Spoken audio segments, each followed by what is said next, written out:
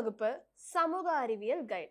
பாடத்தினை புரிந்து கொள்ள உரையாடல் வடிவில் ஸ்டடி மெட்டீரியல். விடைகளை ஞாபகம் வைத்துக் கொள்ள மெமரி டிப்ஸுடன் கூடிய பிராக்டிஸ் மேனுவல். தேர்வுக்கு இதிலிருந்து தான் கேள்விகள் வரும். 10ஆம் வகுப்பு படிக்கும் உங்கள் பிள்ளைகளுக்கு வாங்கி கொடுங்கள் புரந்தூர் புக்ஸ் அண்ட் கைட்ஸ்.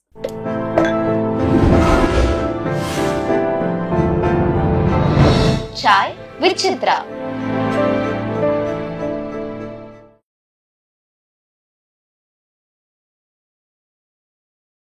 எங்கள் அண்ணன் மிலிட்ரிக்கு, எங்கள் அண்ணன் முனியாண்டின்னு 2வது அண்ணன் சார், அவன் மிலிட்ரிக்கு போய் கல்யாணம் ஆகி அவன் வந்து மிலிட்ரியில் குவார்டர்ஸ் வாங்கிட்டு அவன் முத பொண்டாட்டியை கூப்பிட்டு போகிறான் சார்.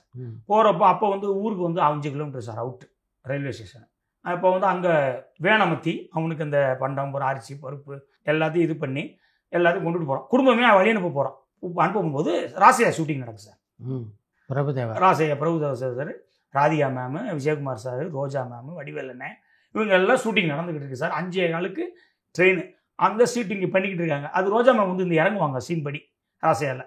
அதை வந்து இவர் பிரபுதேவா சாரும் வடிவேல் சாரும் போய் ரிசீவ் பண்ணணும். அதுக்கு அவங்க வேலை தானே, அவங்க இறங்கி போய் தேடுவாங்க. இந்த சீன் எடுத்துக்கிட்டு இருக்காங்க சார், ரயில்வே சீனு. அப்போ மிலிட்ரியில் ரயிலில் டிக்கெட் உள்ளவங்களை டிஸ்டர்ப் பண்ணாதீங்க, அவங்கள மட்டும் உள்ளே விட்டுருங்கன்ட்டாங்க. உள்ளே போனால் சார் அந்த இதுக்குள்ள நின்று ஷூட்டிங் பார்க்குறேன் சார். அது பார்க்கும்போது அப்படியே பார்க்குறேன், இப்போ இதே மாதிரியா ஒரு நாள் நம்ம என்னைக்கு ஷூட்டிங் பண்ண போகிறோம் அப்படின்னு ஒரு பயங்கர ஒரு ஆசை வந்துச்சு சார். அப்படின்னு சொல்லிட்டு போய் எங்கள் அப்பாட்ட, எங்கள் அண்ணன்ட்ட சொல்கிறேன், இதே மாதிரி நான் ஒரு நாளைக்கு ஷூட்டிங் நம்ம ஊருக்கு கூப்பிட்டு வருவேன் அப்படின்னு நான் சொல்கிறேன்.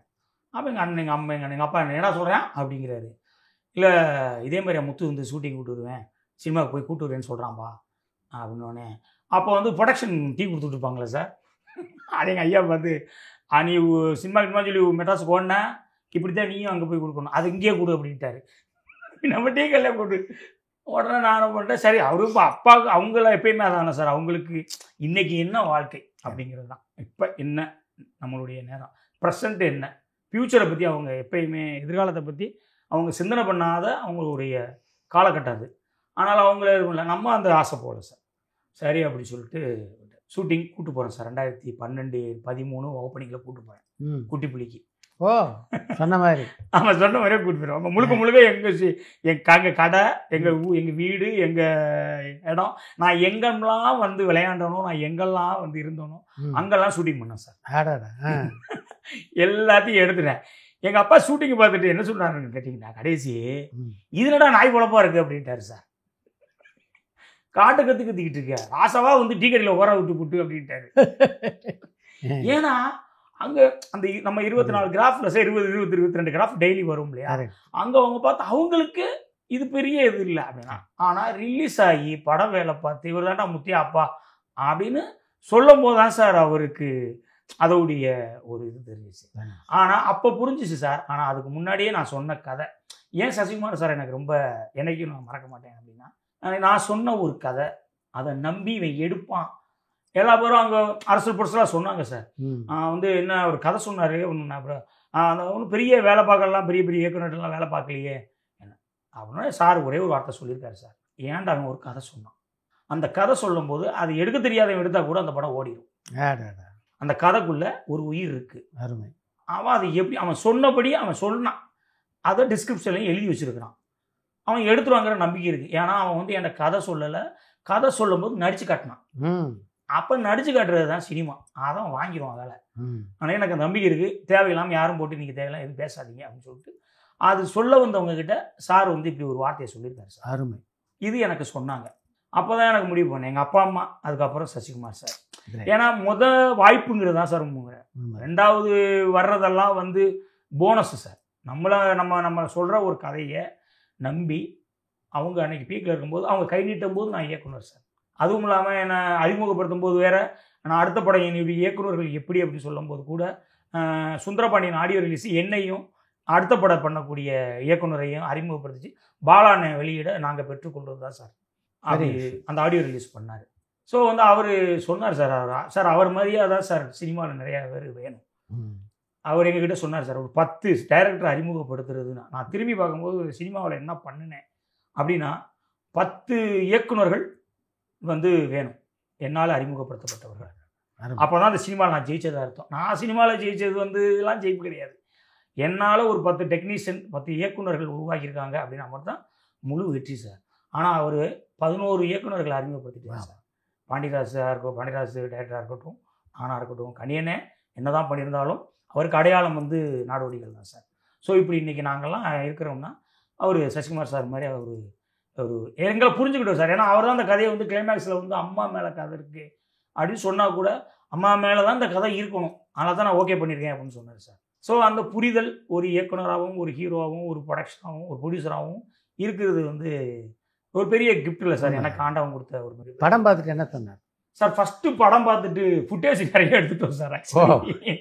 ஆமாம். ஏன்னா எழுதுனது பூரா இயக்குனர்கள் உங்களுக்கு நம்ம இன்றைக்கி நான் 28 நாளில் என் பையன் படம் ஷூட்டிங் முடிச்சிருக்கேன் சார். அது வந்து என்னுடைய வந்து போக போக எடுத்து எஞ்சி போகும்போது இதெல்லாம் என்னடா அப்படி பார்த்து எழுதணும், பார்த்து எடுத்தோம், துட்டும் போச்சு. ஆனால் அப்போ என்னடானா ஓகே டேபிளில் எழுது, அப்போ என்னடானா இனிமேல் எடிட்டிங்கிறத ஸ்கிரிப்ட்ஸ்லேயே பண்ணணும் கரெக்ட் அப்படிங்கிற ஒரு விஷயம் வந்து தோணுச்சு சார். அதனால தான் இப்போ 28 நாளில் என் பையன் படம் முடிச்சிருக்கேன் சார் சொல்லான்னு செய்து. ஸோ அப்போ வந்து சார் படம் பார்த்துட்டு ஃபஸ்ட்டு இருக்கும்போது எல்லா சீனுமே நல்லா இருந்துச்சு சார். காமெடி ஃபுல்லாக எல்லாம் காமெடி எல்லா சீனுமே நல்லா இருந்துச்சு. எதை எதை வெளியே போடணும் ஒரு பெரிய சேலஞ்சிங்காக இருந்துச்சு. எடுத்து கடைசி ஆர்ஆர்லாம் போட்டுட்டு ஆர்ஆர் ஜிப்ரான் போட்டு எல்லாம் ஃபைனல் பண்ணி பார்க்கும்போது ஃபஸ்ட் காப்பி அவங்க பார்த்துட்டு அவரும் எஸ்ஆர் கதிர் அசோக் சார் அவங்க 3 பேர் தான் சார் பார்த்தாங்க. பார்த்துட்டு படம் பார்த்துட்டு ஓகே திருப்தி சூப்பர் அப்படின்ட்டு அடுத்து வந்து இவர் பாலாண்ணனுக்கு போட்டு காட்டினாங்க சார். அவங்க ப்ரைவேட்டாக நம்ம சார் போட்டு காட்டினது பாலாண்ணனுக்கு தான் சார். இதில் G30 போட்டு காட்டினார் 4 ஃப்ரேமில்.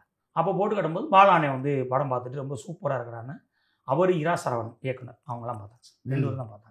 அதுவரை நாங்கள் நல்லா இருக்குன்னு சொல்லிட்டாரு அப்படின்னு சொல்லிட்டு விடுறாரு சார். எங்களை எல்லாத்தையும் ஆஃபீஸ் கூப்பிட்டு போயிட்டார் சார். அப்போ தான் எனக்கு ஒரு நம்பிக்கை வந்துச்சு, ஓகேடா அப்படின்ட்டு. ஏன்னா அவர் கிளைமேக்ஸில் அந்த திடீர்னு இப்படி ஒரு கிளைமேக்ஸ் எதிர்பார்க்கல. செகண்ட் ஹாஃபில் ஒரு காமெடியாக போயிட்டு இருக்கு, திடீர்னு பார்த்தா ஒரு எமோஷனலாக ஒரு கிளைமேக்ஸு அப்படின்னோடனே அவர் கூப்பிட்டு போய் பாராட்டினார். அது சாருக்கு ரொம்ப நம்பிக்கையை கொடுத்துச்சு சார்.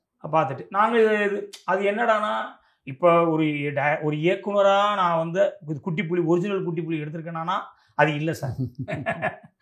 ஆனால் சினிமாவுக்கு என்னை அடையாளப்படுத்தி விட்டுருச்சு சார்.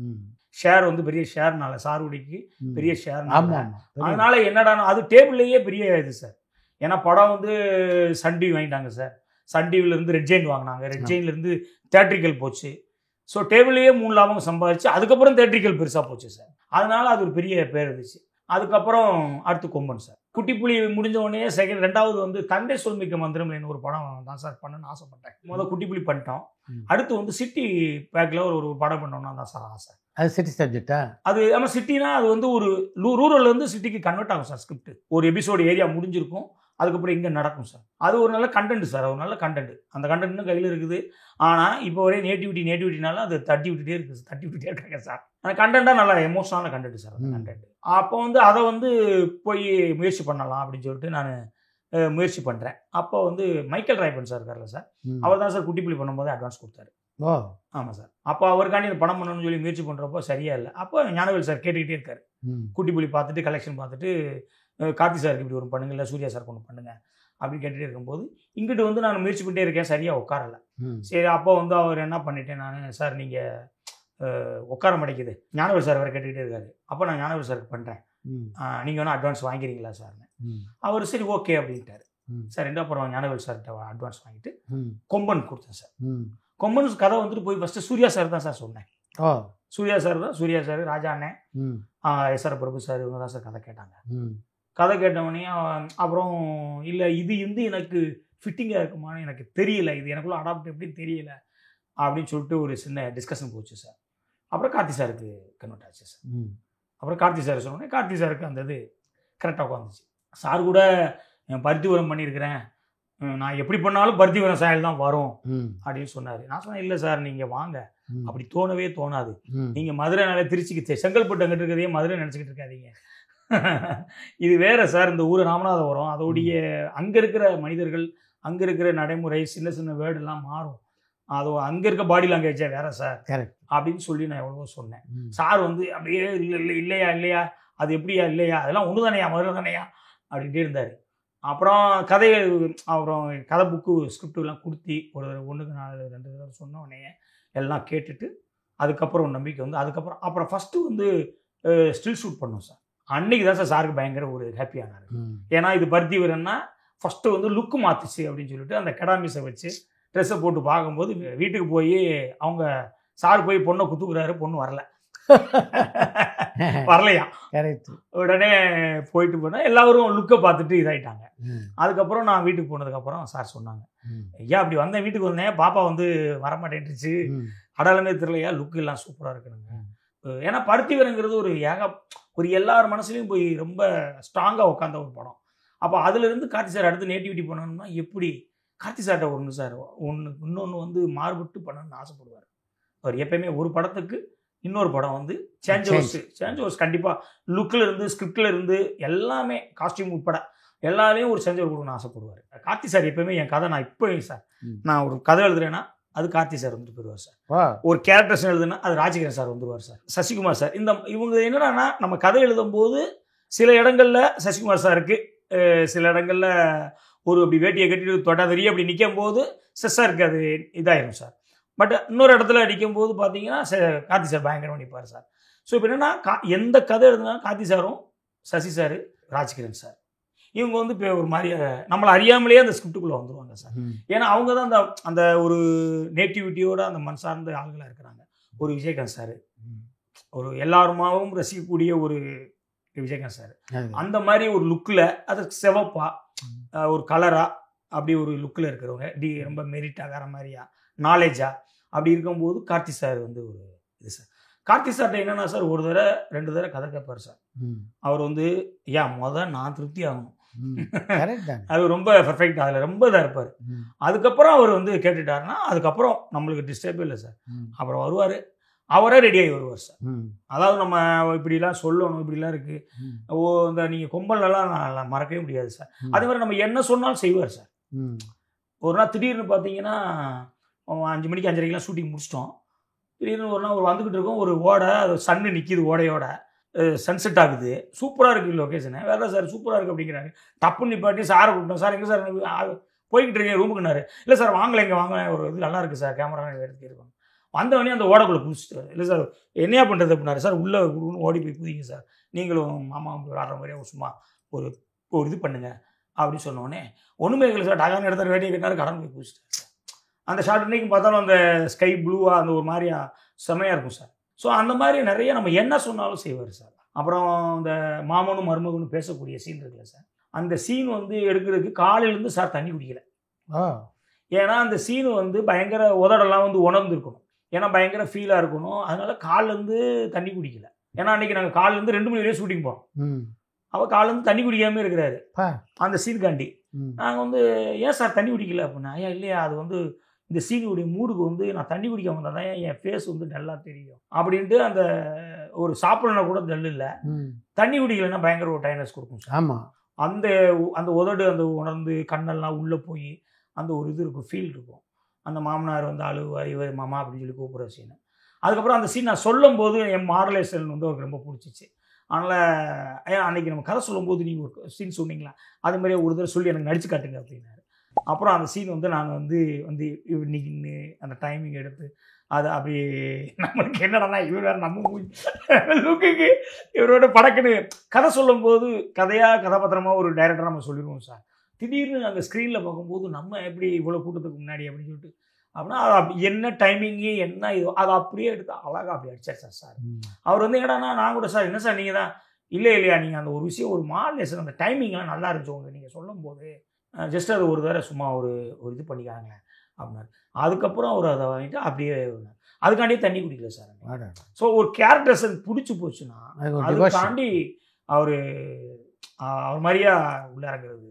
அதே மாதிரி நம்மளுக்கு எந்த கதை எழுதுனாலும் கரெக்டாக வந்து நீங்கள் இப்போ பண்ண படங்கள் எல்லாமே பார்த்தீங்கன்னா கார்த்தி சார் தான் வந்து இது கார்த்தி எல்லாருமே கேட்பாங்க, இது கார்த்தி சார் வந்து சூப்பராக ஓடி இருக்குங்க அப்படிம்பாங்க. 2வது படத்துலேயே செட் ஆகும். ஆமாம் சார், நம்ம மொதல் படம் குட்டிப்புலி ஒரு அடையாளம், 2வது படம் கொம்பன் அஸ்திவாரம் ஆயிடுச்சு. ஸோ அதனால என்னடா நம்மளை அறியாமலே அவங்க இவர் சசி சார் சரி இவரும் நம்ம என்ன கதை எழுதினாலும் ஒரு மென்மையாக ஒரு விஷயம் எழுதுனோம்னா செசர் வந்து உட்காந்துருவார், ஒரு முரடாக ப்ராடாக ஒன்று எழுதணும்னு சொன்னோம்னா இவர் வந்துடுவார். சூப்பர் சூப்பராக எப்படி இந்த படத்துக்காக தேர்ந்தெடுத்தீங்க சார்? மாஸ்டர் வந்து எனக்கு ரொம்ப பிடிக்கும் சார் அவர் லுக்கு. ஏன்னா நான் வந்து ஆண்பாவம் படம் பார்க்கும்போது அவர் தான் மாஸ்டர்னு தெரிஞ்சோன்னே எனக்கு அந்த படத்தில் வந்து அந்த இது எப்போ கிளிப்பிங்ஸ் பார்த்தாலும் அவரை போட்டு பார்க்கும்போது இவர் நடிக்க வைக்கலாமே என்ன அப்படின்னு சொல்லிக்கிட்டே ரொம்ப நாளாக இது பண்ணிக்கிட்டு இருந்தேன் சார். அப்போ வந்து கரெக்டாக இதாக இருக்கப்போ எனக்கு தெரியாத அவருக்கு அந்த படத்தில் பார்த்தீங்கன்னா ஆண்பாவத்தில் பார்த்தீங்கன்னா நல்ல நிறைய ரோமக்கிட்டு இருக்கும். நான் கதை சொல்லும்போது நான் அப்போ சொன்னேன், இந்த கேரக்டர் யாரா குண்டே ராமசாமி அப்படின்னோடனே, சார் இது வந்து ஒரு முரடாக இருக்கணும், கம்பு சுற்றணும், பல்ட்டி அடிக்கணும். ஏன்னா அந்த கேரக்டர் குண்டே ராமசாமிங்கிற ஒரு பயங்கர சிலம்புவாதியார் சார் எங்கள் தெருவில், பயங்கரமான விளையாட்டுக்காரர் அவர் வந்து குதிரையில் தான் வருவார் அந்த குண்டேன். அப்புறம் ஒரு மாதிரி அவர் பற்றி எங்கள் அப்பா பயங்கர புலங்காயிரம் பண்ணி சொல்லுவார், இல்லை குண்டானே வந்துச்சுன்னு வச்சுக்கேன் அது வேற மாதிரி இருக்குன்றது முக்கு அப்போல்லாம் பயங்கரமாக ஒரு எக்ஸிட்டாக சொல்லுவார். என்கிட்ட சொல்லும் போது அவர் எனக்கு எங்கள் அப்பா சொல்ல என்னடா நம்ம அப்பாவே ஒரு கேரக்டர்ஸனை பார்த்து பில்டப்பாக சொல்கிறாரு அப்படின்னு சொல்லும்போது அந்த கேரக்டர் நான் சரி அவரை வில்லன் ஆக்கிடலாம். ஏன்னா அவர் வந்து படக்குன்னு வருவாராம், படக்குன்னு சவுக்கில் ஒரு இறுக்கிட்டு வரான், குதிரையில் ரொம்ப சாதாரண ஆள் குதிரை வச்சுப்பாரான். ஆனால் நான் ஒரு சரி இப்படி ஒரு ஆள் ஒரு முரடா காட்டணும், ஆனால் வித்த தெரிஞ்ச ஆளாக இருந்தால் நல்லாயிருக்கும். அப்போ மாஸ்டர் இது ஏதோ ஃபைட் மாஸ்டர் தான் பண்ணணும். அப்புறம் சரி ஆண்பாவத்தில் நம்ம மாஸ்டர் பார்த்துருக்கோம்ல அப்படின்ட்டு ஃபஸ்ட்டு அவரை போய் பார்க்குறேன் சார். ஆனால் ஏஜ் ஆனதுக்கப்புறம் முன்னாடி பிடிச்சி அதுக்கப்புறம் வந்து மாஸ்டருக்கு என்னடா இங்கே ஃபுல்லாக காளி படத்தில் அதுக்கப்புறம் மாஸ்டர் என்ன மாஸ்டர் அப்படின்னு காளி படத்தில் பண்ணும்போது ஃபயர் ஆக்சிடுச்சுப்பா, அதில் வந்து முடி கொஞ்சம் இதாகிடுச்சு, அதனால தான் அந்த இடத்த நான் வந்து இது பண்ணிக்கிட்டே இருப்பேன் அப்படின்னு சொன்னார். நான் நடிச்சிருவேன், நான் என்ன பண்ண நடிக்க மாஸ்டர் ஆண்பாவத்தில் சூப்பராக பண்ணியிருப்பீங்க கேஷுவலாக, அவர் பாண்டியன் கூட ஃபைட்டு அது நல்லாயிருக்கும் மாஸ்டர் நீங்கள் பண்ணுங்கள் அப்படின்னு சொன்னேன். சரி நீ என்ன சொல்கிறேன் நான் செய்கிறேன்பா அப்படின்னாரு. மாஸ்டர் வந்து பார்த்தா அவர் முரடு சார், அவருடைய லுக் வைஸாக எல்லாமே பயங்கர முரடு. ஆனால் அவரை மாதிரியா ஒரு கிருபானந்த வாரியார் மாதிரியா பெரிய அதாவது பட்டினத்தார் நம்ம பார்த்தது இல்லை சார். பட்டினத்தார் அவளை பாட்டு பாடியிருக்கிறாரு, திருவாசகம் ஏகப்பட்ட மந்திரம் அந்த இதெல்லாம் வந்து அவளை சாதாரணமாக சொல்லுவார் சார். வெத்தலையை போட்டுக்கிட்டு அவர் வந்து ஒரு பெரிய அந்த படத்துக்கு வந்து கார்த்தி சாரும் ராஜகிரண் சாரும் எவ்வளோ பெரிய அந்த கேரக்டர்ஸனுக்கு முத்தையாவா ராஜகிரண் சார் உயிர் கொடுத்தாரோ, அதேமாரியா அந்த கொம்பையா பாண்டியனுங்கிறதுக்கு கார்த்தி சார் உயிர் கொடுத்தாரோ, அதேமாரி அந்த குண்டே ராமசாமிங்கிறதுக்கு அந்த கேரக்டர் பயங்கரமாக அது ஒன்றுமே பண்ண அப்படியே லுக்கிலே மிரட்டுச்சு சார். அது வந்து பெரிய கை கொடுத்துச்சு சார். அதனால் மாஸ்டர் வந்து பயங்கர இது. அதுக்கப்புறம் பார்த்தா அவர் குழந்தையா பேசுகிறாரு மனுஷன், குழந்தையா எதுனாலும் சரி ஏதாச்சும் ஒரு அந்த தத்துவத்தை ஏதாச்சும் ஒரு பாடலை சொல்லி இதுக்கு அர்த்தம் என்ன தெரியுமா அப்படின்னு சொல்லிட்டு சொல்லுவார். படத்தை பார்த்துட்டு என்ன சொன்னார் கார்த்தி சார்? படம் பார்த்துட்டு அவங்க பயங்கர சார். ஆக்சுவலாக நீங்கள் என்னென்னா படம் பார்க்க போகிறாங்க சார். எனக்கு 2வது படம். எப்போ படம் பார்த்தாலும் நான் ஒன்று கோயிலுக்கு போயிடுவேன் சார். எந்த படம் பார்த்தாலும் கோயிலுக்கு ஓடிடுவேன் சார். ரிலீஸ் ஆச்சுன்னா நான் நேராக திருப்பதிக்கு ஓடிடுவேன் சார். திருப்பதிக்கு ஓடிடுவேன், இல்லைனா கேரளாவில் இதுக்கு போயிடுவேன் சார். நம்ம சோட்டானிக்கரைக்கு ஓடிடுவேன் சார். அப்போ வந்து இவங்க படம் இங்கே பார்க்குறாங்க, பிரவீன் சார் எடிட்டிங் ரூமில் பிரபு எல்லாருமே படம் பார்க்குறாங்க, கார்த்தி சார் எல்லாமே படம் பார்க்குறாங்க. அப்படின்னு நான் என்ன பண்ணிட்டேன், காலையிலேயே இவங்க படம் பார்க்குறது சாயங்காலம் என்ன பண்ணிட்டேன், நாளைக்கு காலைல நான் தேவி பெருமாள் கோயிலுக்கு போகிறேன், அதனால் நீங்கள் படம் பார்த்துங்க சார் அப்படின்னு சொல்லிட்டேன். காலையில் என்ன பண்ணேன், ஒரு 10-11 மணிக்கு இவங்க வந்துட்டு எப்போ வராங்கன்னு, இவங்க எப்போ இங்கே வராங்களோ அப்போ தான் சார் கோயிலுக்குள்ளேயே போனேன். கோயிலுக்குள்ளே போய் நேராக போயிட்டு அப்படியே உட்காந்துட்டேன் சார். ஏன்னா இப்போ இங்கே இவங்க என்ன சொல்கிறாங்க அப்படிங்கிறதுல தானே சார் நம்மளுடைய லைஃப் இருக்குது, அடுத்த கட்ட லைஃப். என்ன இருந்தாலும் ஃபஸ்ட்டு படம் போடுறவங்க நல்லா இருக்கு அப்படின்னு சொன்னால் தான் சார் நம்மளுக்கு உயிர் வரும். ஏன்னா அப்புறம் ஸ்க்ரீனில் வந்து நம்மளுக்கு ஒன்றும் இல்லை சார். ஃபஸ்ட்டு பணம் போட்டவங்க, அப்புறம் நடித்த ஹீரோ, இவங்க 2 திருப்திப்படுத்திட்டோம்னா அதுக்கப்புறம் ஆடியன்ஸு. ஃபஸ்ட்டு இவங்க தான் நம்ம நம்பினவங்க அப்படின்னு சொல்லிட்டு போகிற ஒரு டக்குன்னு போய் போட்டேன். அப்புறம் ஃபஸ்ட் ஹாஃப் முடிஞ்சோடனே நான் சாமி கும்பிட்டுட்டு அப்படியே உட்காந்துருக்கேன். செல்ஃபோன் அது போகிறேன், பார்த்தா டேம் அப்படின்னு ஒரு சவுண்டு வந்துச்சு. என்ன பார்த்தா எஸ்ஆர் பிரபு சார் போட்டிருந்தார், ஃபஸ்ட் ஹாஃப் சூப்பர் அப்படின்னு போட்டிருந்தாரு. ஒரு சின்ன பெருச்சு அப்பா சரி ஃபஸ்ட் ஹாஃப் முடிஞ்சிரு போலுக்கு அப்படின்னு சொல்லி சைலண்ட். அப்புறம் செகண்ட் ஹாஃப் அப்படியே உட்காந்துருந்தேன். அப்படியே உட்காந்தவொடனே அப்புறம் சரி ஓகே டைமிங் நம்ம இங்கேருந்து பஸ் ஏறி வீட்டுக்கு வர்றதுக்கு சரியாக இருக்கும் டைமிங் அப்படின்ட்டு அது இன்னும் முடிஞ்சிடும் அப்படின்ட்டு வீட்டுக்கு வந்து நேராக வந்து சாமியை கும்பிட்டு வீட்டில் போய் இருந்துட்டு கரெக்டாக செகண்ட் ஹாஃபில் ஃபோன் அடிச்சார் ஞானவேல் சார். எங்கன்னே இருக்கீங்க, என்ன நடக்குமோன்னு போயிட்டீங்களோ கோயிலுக்கு அப்படின்னாரு. ஆமாம் சார், வாங்க வாங்க தைரியமாக வாங்க அப்படின்னாரு. அப்புறம் போனேன். அப்புறம் படம் பார்த்துட்டு ரொம்ப சூப்பராக இருக்குது அப்படின்னு சொல்லி கை கொடுத்தாங்க சார். சார் ஓகே ரைட்டு 2வது படம் அப்படின்னு சொல்லிட்டு இதாச்சு சார். ஏன்னா மொதல் படம் 2வது படம் மொதல் படம் அடையாளம் வாங்க, 2வது படம் அஸ்திவாரம் ஒரு இயக்குனர் இருக்குது. அதுக்கப்புறம் சினிமாவில் ஒரு 5 வருஷம் நின்றுடலாம். இந்த 5 வருஷத்தில் நீ அடுத்து எத்தனை படம் பண்ணுறியோ அதில் நீ என்னமா நிற்க போகிற அப்படிங்கிறது ஒன்று இருக்குது அப்படின்னு சொல்கிறதுக்கு கரெக்டாக அமைஞ்சிச்சு சார். இந்த கொம்பன் வந்து அது வந்து கொம்பையா பாண்டியனை வந்து முத்தியா தான் ஹீரோ அப்படின்னு நினச்சி கமல் சார் கண்டி பண்ணப்பட்ட கதை சார். அப்படியா? தேவர் மகன் 2 பண்ணலாமா அப்படின்னு, நீங்கள் பண்ணலான்டா நம்ம பண்ணலாம் அப்படின்னா. சார் தேவர் மகன் 2 பண்ணுறது நீங்கள் கூப்பிட்டு அல்வா கொடுக்குற மாதிரியா? கரெக்ட். மருது கதையை முன்னாடியே எழுதி வச்சிருந்த கதை தானே? ஆமாம் சார். அது வந்து தெருவில் ஒவ்வொருமா நம்ம பார்ப்போம்ல சார். நம்ம தெருவில் வந்து என் ஃப்ரெண்டு ஒருத்தன் இருக்கான். அவன் வந்து பாட்டி வளர்ப்பில் தான் வாங்கினான். ஏன்னு கேட்டிங்கன்னா, பரபரப்பான சினிமா செய்திகள், நட்சத்திரங்களின் பேட்டிகள், சினிமா வரலாறு ஆகியவற்றை பார்க்கவும் படிக்கவும் உங்களுக்கான இணையதளம் touringtalkies.co.